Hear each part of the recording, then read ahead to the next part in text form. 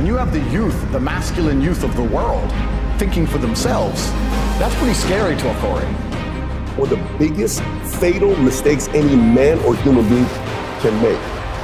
To chop my head off and try and delete me is asinine in and of itself. Another thing, I'll give the game away. Here's your piece of paper. Do I get canceled again, Logan? You're saying a call like that was made? 100%. The dude's Convinced you want to have 5 lives. and that's a very astute observation, and you are correct. But I won't believe in it. I don't want to believe in things that make me weak. Suddenly the most famous man on the internet. Today's sit-down is a sit-down many of you have been asking about for a while, and we finally pulled it off. There's been no conversations of what we can't talk about. He said nothing's off limits. We're talking everything and anything. However he chooses to answer, obviously it's going to be on him. Today's guest is Andrew Tate. Many will call him possibly the most popular man on social media the last 6 months. Nearly 20 billion views on all social media. The most searched man on social. We were looking at the list. We put up Biden, we put up Trump, we put up Putin, we put up everybody. And he was up there. Some periods he was above everybody else. And recently he got banned in late August. I think the 3rd or 4th week of August, he got banned late August. And at that time, from June to July, his Instagram account was growing at 100,000 followers, new followers on a daily basis, on track to get to 10, 20, 40, 50 million followers on Instagram. Suddenly like this, he gets banned. Everybody's wondering what happened. Some had positive thoughts about it. Some didn't have positive thoughts about it. We'll get into that as well. But Tate, appreciate you for making the time in. It's good to be spending these few hours with you. Absolutely. I'm glad to be here, guys. Thank you very much for having me. Thank you. So let's get right into it. So this banning happens, and we've had a lot of different people in the past get banned. I'll read some of the people and why they got banned. Sure. And I think the first question we want to get into is what everybody wants to know. No one still knows. Everything is pure speculation.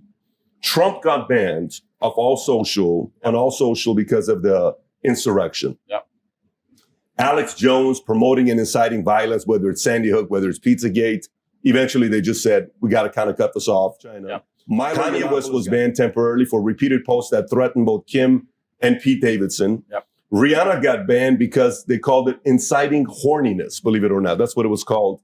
And for posting a topless photo of herself. Then she later on came back. And then PewDiePie was banned from Twitter for making a joke about ISIS. Okay. So why did Andrew Tate get banned? They did not tell me. They did not send me an email, no correspondence. I certainly didn't break terms of service. I guess that's why they couldn't send me an email and explain why. Nobody told me, whether it was YouTube that banned me or Meta that banned me. They banned me instantly and forever without any kind of correspondence. They've not told me why. They've not told anyone what I did. The media machine, in synchronization with the ban, we can call that coincidence if you want to believe in such things, came out with some kind of bullshit explanation that I'm misogynistic or some garbage. But the actual social media companies themselves provided no explanation at all, no correspondence at all. They just deleted me. That was it. Now, are you doing anything about it? Are you having your legal team trying to find out why they did that, or you're not taking any action right now? I do have a lot of things happening behind the scenes. However, and perhaps I'm becoming optimistic in my old age, but I believe that in due course, the social media companies will realize the mistake they made. I think that, and like I said, I don't have intimate knowledge of the workings of social media companies, but assuming they are semi-professional to any regard, and that is a big assumption, but let's assume they're professional. That means that when they ban somebody like me, especially the most Google search person on the planet, they must have teams which are analyzing in real time the response to said action, right? Mm-hmm. They should have people sitting there on the ground analyzing. Now, they attacked me with their media machine because first they shut you up so they can lie about you. So they shut me up. Then they did the massive media push to try and attempt to lie about me. But despite that, the majority of comments regarding me are still positive. The majority of people believe and understand that this ban is unfair. And if these companies have any degree of professionalism, they're analyzing this in real time and they're understanding that this makes us look very bad. People didn't believe the lie. People didn't believe what we attempted to smear this man with. Nobody is buying this narrative. And this is going to have a negative effect on us for a very, very long time. Because when you're in charge of the world, which they are, as soon as you're no longer seen as just and fair, you're seen as tyrannical. And once you're seen as tyrannical, then there's going to be some kind of mass movement against you. So if I was a social media executive, I would sit and I would analyze the data and I would say, listen, guys, we will have a monopoly. We want to retain our monopoly. Let's be smart here. Being known as tyrannical amongst the public consciousness across the entire planet is going to make it very difficult for us to hold our monopoly for a longer period of time, as opposed to being seen to be fair. Even if we're biased, we must be seen as fair. Sure. As soon as we're seen as tyrannical, that's when the revolution. Look at Ceausescu. As soon as you're a tyrant, that's when everyone hits the streets. Yep. So I think that if they have any kind of serious data monitoring and if they have any kind of serious business professionalism, they are now talking in dark rooms, understanding that this has played out very badly for them. And if they intend on keeping their monopoly into the future, that they need to change something. Maybe I'm being optimistic, but we will see. Who was the first one to take you off? Meta. Meta was first. So Meta. Facebook, Instagram. Facebook, Insta, bam.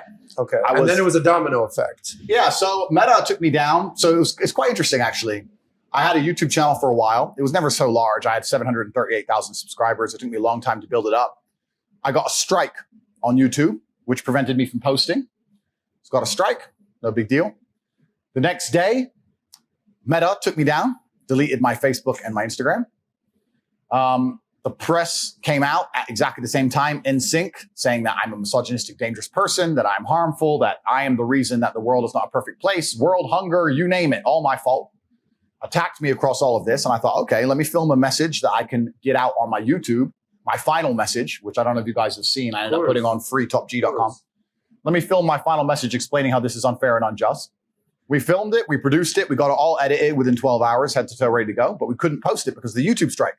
So we're waiting for the YouTube strike to expire. A few hours before the YouTube strike expires, guess what happens? They banned me from YouTube. Then they banned me from Discord. Then they banned me from Airbnb. They banned me from Stripe.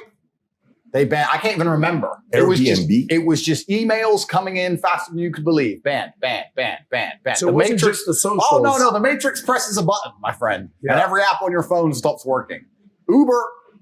You name it. Uber. Stop. You name it. Wait, you can't use Uber? Well, I can use Uber. You just start a new account, right? But, Yeah. oh, sorry, Uber. Catch me. But But your main account on Uber was taken. they take everything from you. Everything. Coordinated effort all at once. Coordinated effort all at once. Every single one of them just goes, no. Delete. And they come at you with everything. And Banking, Stripe. banks. Payment processor. Oh, and banks. UK-based banks as well. High Street, banks. But I can name Santander, HSBC, Barclays, etc. all at the same time. Banks. Oh, no, sorry. To change, we've decided because blah, blah, some bullshit, some letter, close your accounts. So they take all your banking, they take your payment processing, they take all your social media presence, they take your Discord, they take your Skype, they take all your accounts, your ability to communicate with people, and then they lie about you in the press. And they leave you there. they leave you there to suffer. They attempt to harm you can understand the social component. All right, these guys are probably all working in unison. Yeah. But when you hear payment processors, banks, apps like Uber, how are you processing that? No, I mean, that's why he has to do something about it. Because, for me, there's plenty of great lawyers. Did you hear about what happened with Alex Brenneson lately? Alex Berenson? Alex. Is it Alex? Berenson. Berenson. The writer? Alex Berenson, I think I heard he sued Twitter or something. He I don't know. sued Twitter. Yeah. Did you follow the story? I don't know the exact story, no. So he was on Joe Rogan. If you've not seen it, I highly recommend you watch this. So he is saying things about Twitter. Matter of fact, the tweet that got him in trouble, got him his fifth strike, was the following tweet. We can put this up there because I'm just reading what he said. This is a tweet he put out that he said, it doesn't stop infection or transmission. Don't think of it as a vaccine. Think of it as, at best, a therapeutic with a limited window of efficacy and terrible side effects profile that must be dosed in advance of illness. And we want to mandate it. Insanity. That's his tweet. So he gets banned.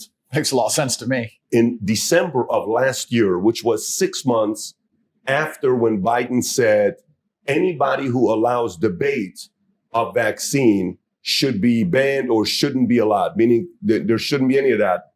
So 6 months after that, he gets banned. In April, a judge in California is, believe it or not, a very big freedom of speech place because they allow protesting.